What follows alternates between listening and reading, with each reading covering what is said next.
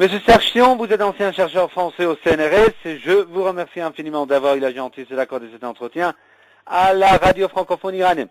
Monsieur Thion, la secrétaire d'État américaine, Madame Hillary Clinton, est arrivée aujourd'hui lundi à Paris pour s'entretenir avec des responsables français au sujet en fait de la Libye, de la situation qui prévaut en Libye. Apparemment, les Français et les Américains sont très inquiets en fait de cette progression des forces fidèles à Kadhafi vers la ville de Benghazi, d'autant plus que la France a déjà reconnu le Conseil en fait de transition libyenne comme le représentant du peuple libyen.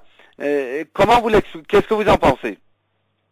Écoutez, nous avons tous été très surpris par les déclarations soudaines et sans aucun fondement de M. Sarkozy, parce que il a rencontré deux personnages qui viennent de Benghazi et tout d'un coup il reconnaît un mouvement qui n'existe pas, un gouvernement qui n'existe pas pour représenter soi-disant tous les Libyens. Donc c'est une farce à laquelle M. Sarkozy nous a habitués, mais enfin qui est absolument sans aucun rapport avec les réalités du terrain. Et d'ailleurs, par la suite, il a menacé de bombarder la Libye pour bien marquer la tradition coloniale française qui consiste à, quand il y a des indigènes insolents ou insurgés, de les bombarder. Donc, il ne sait pas, M. Sarkozy, que cette période est terminée et que aujourd'hui, il faut faire tout à fait autrement. Et même son ministre des Affaires étrangères, M. Juppé, qui n'est pas non plus un personnage très progressiste, lui semble avoir compris qu'il fallait parler avec les gens dans tous les pays de l'Afrique du Nord qui sont en ébullition, et que c'est comme ça qu'on trouverait des solutions politiques, diplomatiques, qui sont liées évidemment avec le fait que ces sociétés sont en crise, que leurs appareils politiques vétustes sont dépassés par les événements, dépassés certainement par les aspirations d'une partie de la population, peut-être particulièrement parmi les jeunes, mais les jeunes, on sait, sont extrêmement nombreux, d'ailleurs comme en Iran, vous le savez aussi, et par conséquent, il faut faire face à une population qui n'est pas du tout la même qu'il y a 30 ou 40 ans, et il faut lui procurer un certain nombre de biens intellectuels, politiques, juridiques, qui sont ce qu'elle demande aujourd'hui.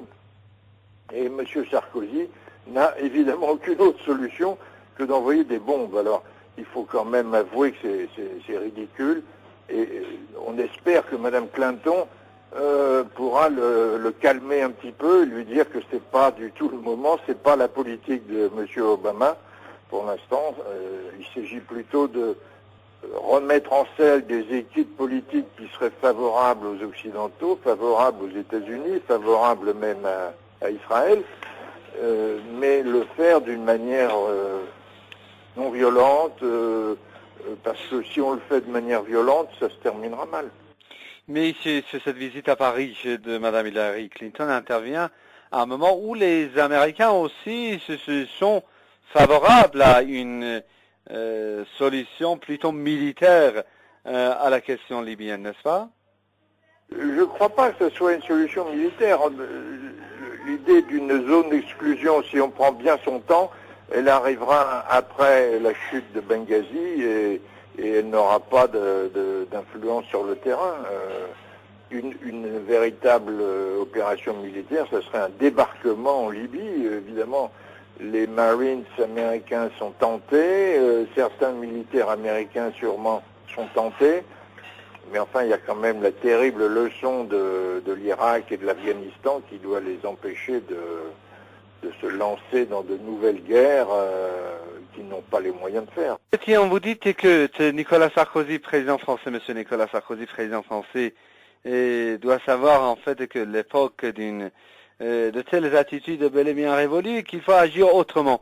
Comment il faut agir à un moment où, excusez-moi, qu'est-ce qu'on doit faire à un moment où quand même les forces fidèles à Kadhafi sont en train de massacrer des civils et des insurgés?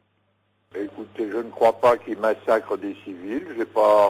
Je n'ai vu aucun document, aucune image, aucune photo, aucune vidéo qui montrerait qu'on massacre des civils. Il y a des gens qui ont pris les armes et qui parfois sont blessés ou tués par le fait qu'ils manipulent des armes et qui s'opposent à d'autres